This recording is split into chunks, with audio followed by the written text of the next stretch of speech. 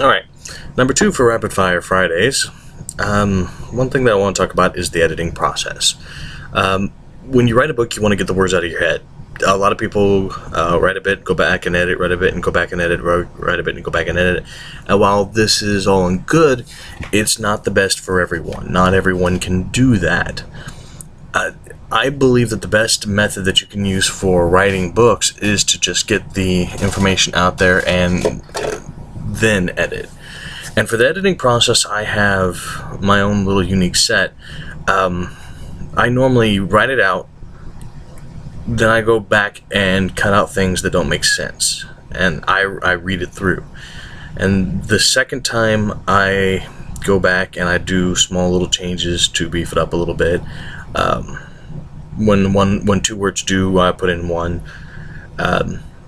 Look for major issues that I can see right off the bat.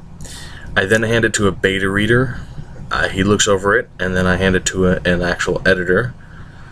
And then I get it back and I reread it again to make sure that I'm not missing anything.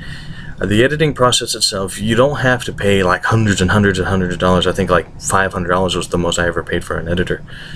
You shouldn't have to do that. You can find people who can edit. I know that you have people in your life that are always looking for more books, and those are the people that really want to see the editing process. They want to see a book in its juvenile stages.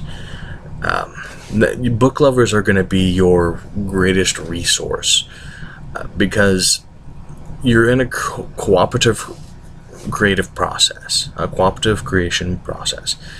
I spoke about this before when I mentioned that it takes 2 people to make a book, the author and the reader.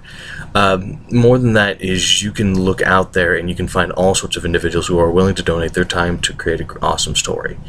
And that's one of the great things about having a creative industry, is that you have the capability of finding individuals who have that kind of passion. And passion is the one thing that makes a book worth reading. You can read a technical manual, but there's no passion to it, and you will eventually put it down. You just find the information you want and you move on. But having a passion for it and having people with you that have a passion as well also create a much better product in the end. Joe Bearden, I mentioned before, he was a great director and taught me about using the quality of words over the quantity of words, word count versus good writing. He has a passion for the acting and the theatrical, and you can really see it in the things he does. He showed me a picture that as you would shine a different kind of light on it, you would see other things pop out of the picture, and everything else went dull. And it was nothing special to it.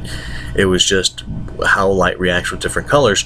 And he had used this on a set for a Christmas story, and it was really well done. And you could hear the passion in his voice that this was something that he enjoyed, and that was, he wanted to do it more than a drowning man wanted to air.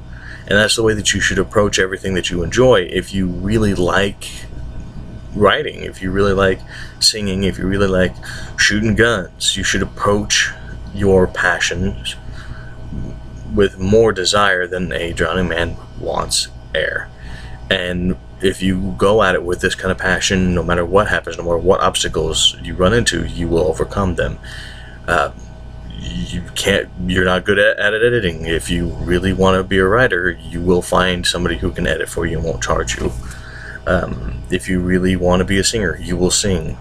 If you really want to be a gunsmith, you will buy machining equipment to start doing it. It's passion makes things real. Anyways, this will be another short one for Rapid Fire Fridays. I love you all.